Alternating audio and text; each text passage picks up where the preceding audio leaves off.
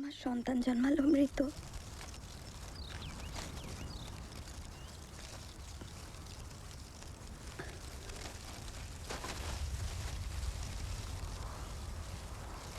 বেরিয়ে পড়লাম পথে।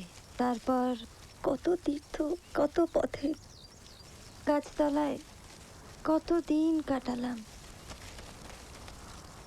জীবনটাকে উৎসর্গ করলাম শ্রী গোবিন্দের শ্রীচরণে।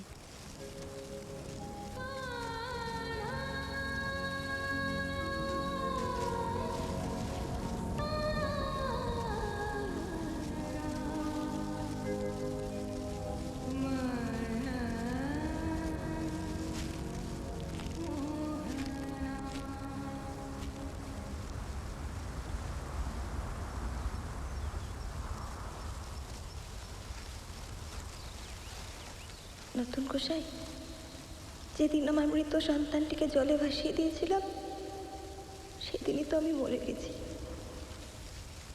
প্রতি রাতেই আমি মারা যাই শ্রীকান্ত। একটা রাতও কি আমি পেতে পারি না যেদিন আমি বেঁচে থাকবো?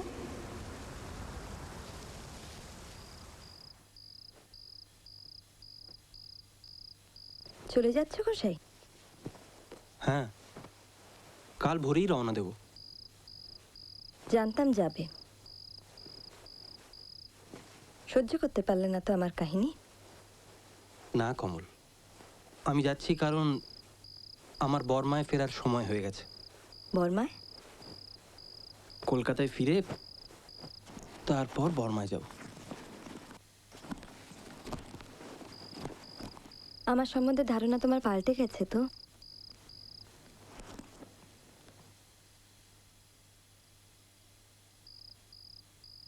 কমল, সোনা তো আগুনে পুড়েই খাঁটি হয়, আর এরকম খাঁটি সোনার সন্ধান আমার জানা আছে।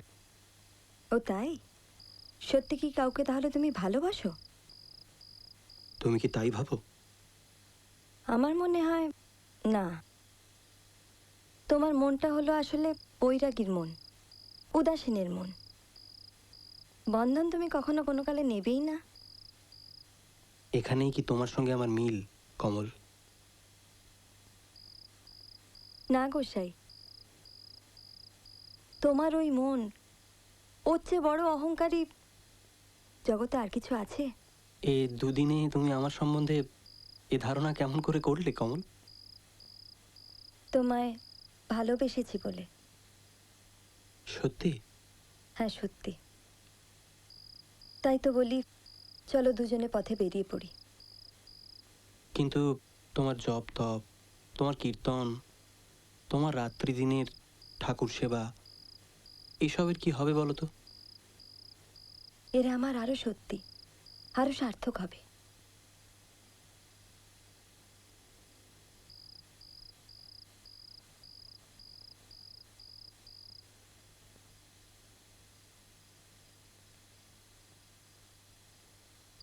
বর্মা যাবার আগে একবার দেখা করে যেও।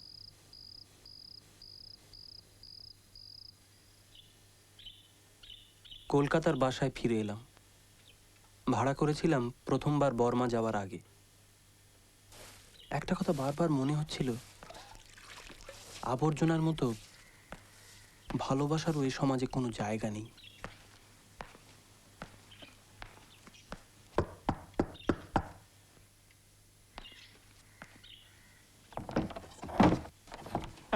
আরে এই তো, কোথায় চলে গিয়েছিলে বলো তো? হ্যাঁ, 3 মাস সোজা কথা।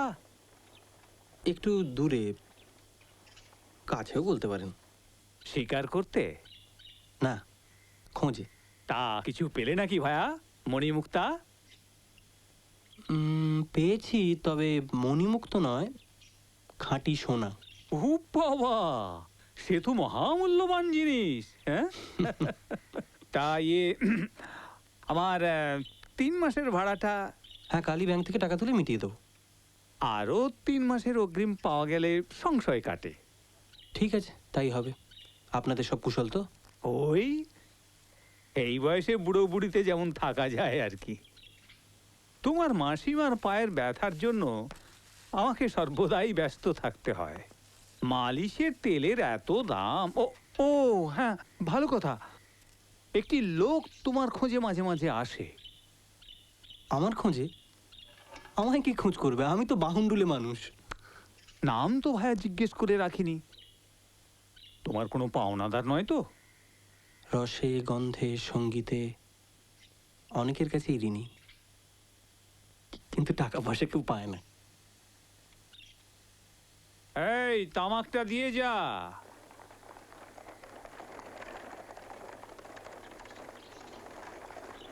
আগে বাবু কি এসেছেন? কে? আমি। ও, তুমি? হ্যাঁ, তিনি এসেছেন। হ্যাঁ, তোমার নামটা কি? আগে আমার নাম রতন। ওনার কাছে একটু যেতে পারি? যাবে, যাও। সে বোধ করি বেরিয়েছে। ও, তাহলে তো আমাকে পরে আসতে হয়। হ্যাঁ, তোমার বাসা কোথায়? আগে 3 নম্বর কাপালিটোলা লেন, আমার মা জননীর বাড়ি।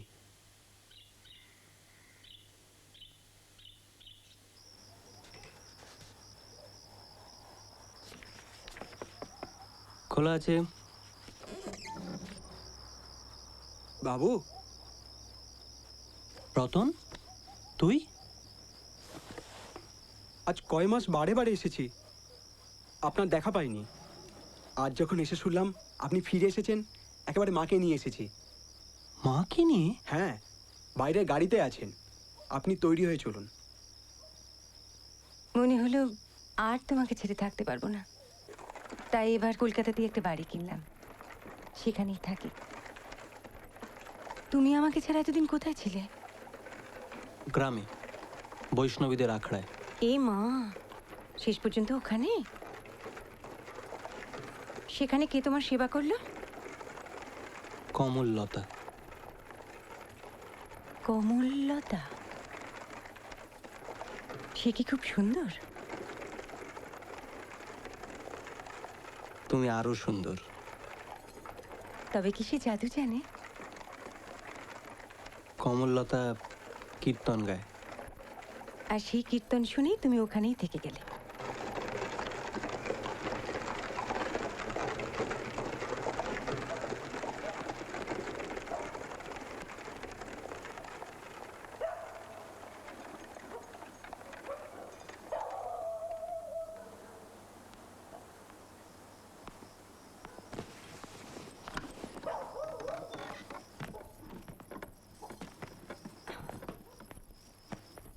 এসো।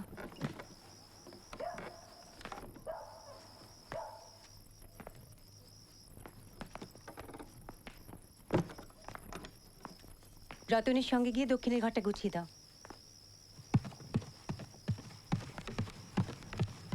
বাড়ি পছন্দ হয়েছে?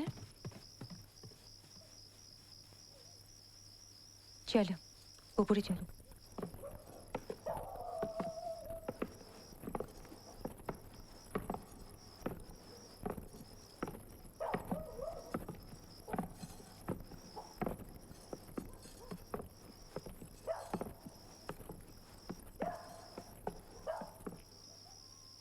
তুমি কি এখনো কমললতার সেবা ভুলতে পারছো না? তোমার কথাই ভাবছি। তুমি আবার আমায় বেঁধে আনলে। বাঁধনে যার কষ্ট নেই তাকেই তো বাঁধব। না লক্ষ্মী, না। কি না? তুমি আমায় লোভ দেখিও না।